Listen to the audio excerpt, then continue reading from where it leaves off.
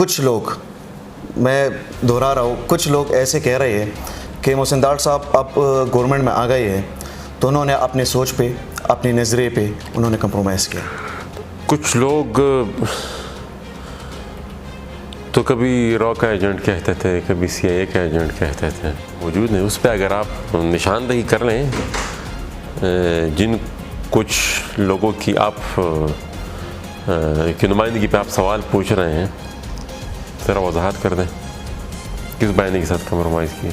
तहरीक का मतलब ये है कि हम अपनी आवाज़ सही तरह से वो तहरीक जब बन रही थी, ज़रा आप अपने सवाल को मुकम्मल करें ताकि फिर तफसीलन जवाब दें। PTM हम बना रहे थे तो उसी वक्त हमारी यही बात हुई थी कि हम तहरीक ही चलाएंगे और गैर पार्लिमानी होंगे, या हम अपनी पार्टी नहीं बनाएंगे, और मोहसिन दाड़ साहब ने ये सब कुछ किया। तो किसने उनको कहा कि आप पार्टी बनाएं? नाज़रीन, आज मेरे साथ नेशनल असम्बली के मेंबर मोहसिन दाड़ साहब मौजूद हैं। उनसे आज जो सूरत हाल पुख्तनख्वा में अब पैदा हो चुकी है या पैदा करवाई गई है उसके हवाले से भी बातचीत करेंगे और बाकी भी सियासी सूरत हाल पे गुफ्तगू करेंगे। अस्सलाम वालेकुम सर।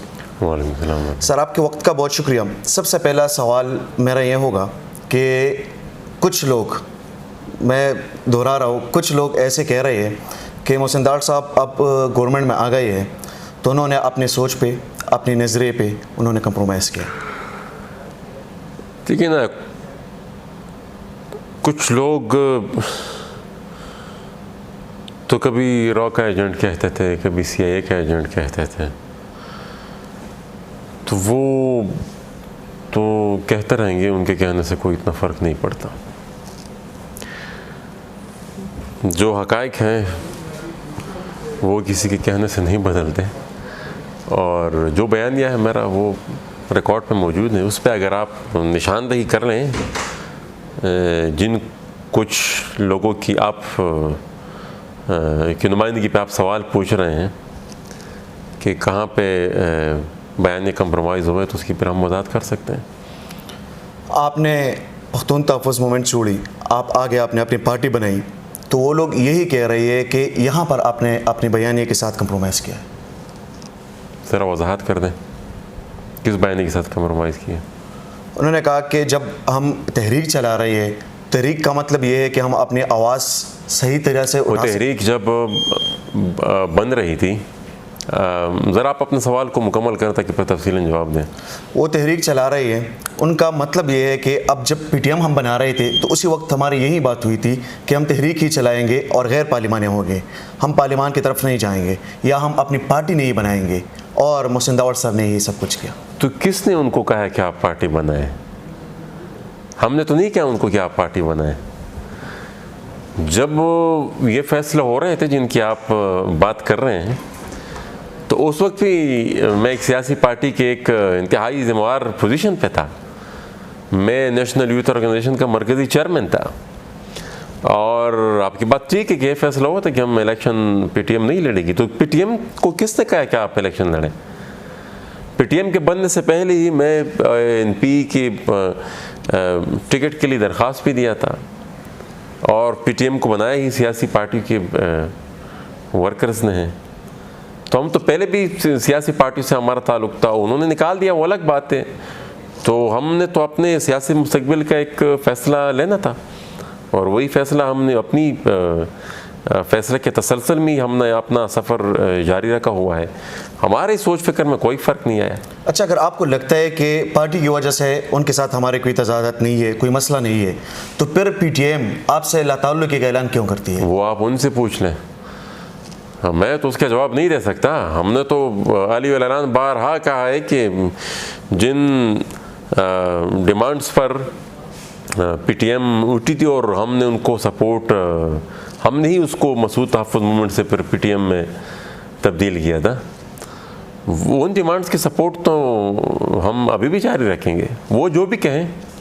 अच्छा, आपका जो आवाज़ था असम्बली में, आप अपने कौम की आवाज़ उठाते थे, और बहुत ही उसमें एक सच्चाई भी होती थी, हक़ की बात आप करते थे, जो मैं समझता हूँ कि आजकल भी आप कर रही है। लेकिन कुछ लोग ये भी कह रहे हैं कि ये गवर्नमेंट में चले गए तो शायद ये अपनी कौम की वही नुमाइंदगी नहीं कर सकेंगे। देखिए, जब ओथ टेकिंग सेरेमनी हुई और हमारे नॉर्थ वज़ीरिस्तान के लोगों पर अफ़गानिस्तान में बमबारी हुई, तो बहुत से लोगों ने मुझे कहा कि काबीना बन रही है आपका नाम, लेकिन मैंने कहा मैं मामूली से इख्तियार के लिए और मामूली से ओहदे के लिए अपने बयानिए पर कंप्रोमाइज़ नहीं कर सकता। और उस दिन से लेकर अब तक चाहे इन कैमरा मीटिंग्स हुई हो, चाहे असम्बली के फ्लोर पर बात हुई हो, हमने अपना मुद्दा ठीक ठाक रखा है। और ये सियासी वर्कर के साथ जल्द से जुलूस और तकरीर ही होती है और पॉलिटिकल मोबिलाइजेशन ही होती है, वो हम शायद उससे भी ज़्यादा शिद्दत से कर रहे हैं। अपना काम आप जारी रख रहे हैं। मुझे ये बताइएगा कि अब तालिबान का एक इशू आ गया है, पूरी पख्तूनख्वा को उसने अपने लपेट में ले लिया है। सवात में भी आप देखें, नॉर्थ वज़ीरिस्तान या जितने भी इलाके पख्तूनख्वा के, उसमें आप देख लें तो हालात जो है वो ख़राब है। परसों इसने इसके बारे में मोरा सईद ने भी काफ़ी लंबी चौड़ी बात की थी, तो फिर उसको मैंने भी रिस्पॉन्स किया कि आप जो ये बात कर रही है तो उसी वक्त आप क्यों नहीं कर रहे थे जब अली वज़ीर और मोहसिन दाऊद साहब असम्बली में ये बात करते थे। तो आपको क्या लगता है कि अब वो जेन्युइन रास्ते पे आ गए हैं? देखिए ना, उनकी मैं क्या वजाहत करूँ उन पर मैं कमेंट नहीं करना चाहूँगा, लेकिन ये पहले दिन से मेरी तकारीर रिकॉर्ड पर मौजूद है और बारहा मैंने इस चीज़ की निशानदेही की। और अभी ये मौजूदा जो सियासी क़यादत है, ये मौजूदा जो हुकूमत है, वो भी गाफिल है। और मैंने कई दफ़ा अपनी मीटिंग्स में उनको बताया भी है, जो सिक्योरिटी ब्रीफिंग्स होती थी, कि शायद और वक्तन फ़वक्तन अपने इस ख़यालात का इजहार किया है कि शायद आप लोग इसलिए गाफिल हैं या इस चीज़ को आप सीरियसली नहीं लेते कि आग हमारे वजूद पे लगी हुई है। लेकिन ये लिख लें मुझसे कि ये आग पहलेगी, ये फिर अटक के पुल पर रुकने वाली नहीं है। ये फिर कराची को भी अपनी लपेट मिलेगी और लाहौर को भी अपनी लपेट मिलेगी। और शायद फिर हम अगर चाहे भी तो फिर उस आग को बुझा ना सकें और पूरा का पूरा मुल्क ही इस आग में जल जाएगा। अच्छा, आपको लगता है कि इस मुल्क में डुअल स्टैंडर्ड्स है? खान साहब के केसेस चल रहे हैं, तकरीबन 19 उन पे FIRs है। दूसरी तरफ अगर हम देखें तो 2 साल से अली वज़ीर अभी तक जेल में है। तो आपको क्या लगता है कि पाकिस्तान में डुअल स्टैंडर्ड्स है? पाकिस्तान में ना आईन है ना मुल्क, यहाँ पर स्टेटलेसनेस की तरफ हम बढ़ रहे हैं। बस जिसकी लाठी उसका वही सीन चल रहा है। और ये मैं सिर्फ ना एक हुकूमत की हद तक ये बात महदूद है, ना किसी एक इदारे की हद तक ये बात लिमिटेड है, ना किसी एक अक्रॉस द बोर्ड ये सिनारियो बन रहा है, तकरीबन बन गया है कि हम एक स्टेटलेस सोसाइटी की तरफ चल रहे हैं। अच्छा, आखिरी सवाल करूंगा, नेशनल डेमोक्रेटिक मूवमेंट के हवाले से, आपकी एक पार्टी है अपनी, क्या समझते हैं कि आगे आपकी पार्टी किस पोजीशन में है अभी? लेकिन हम छोटे छोटे कदम ले रहे हैं, लेकिन ले रहे हैं, सफ़र जारी है।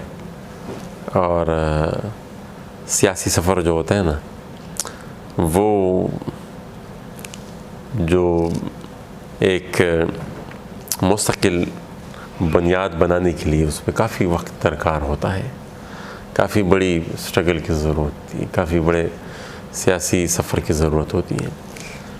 तो शुरुआत है, रुकना नहीं, आगे बढ़ना है इंशाल्लाह। फिर अनकरीब, जल्द या बदेर, पाकिस्तान में रहने वाले जितनी भी महकूम की उम्मीदें हैं, महकूम तबकात हैं, उनकी एक नुमाइंदा की जमात होगी। बहुत शुक्रिया जी, थैंक यू। इंशाल्लाह एक नेक्स्ट एपिसोड में दोबारा आप लोगों से मुलाकात होती है। बहुत शुक्रिया।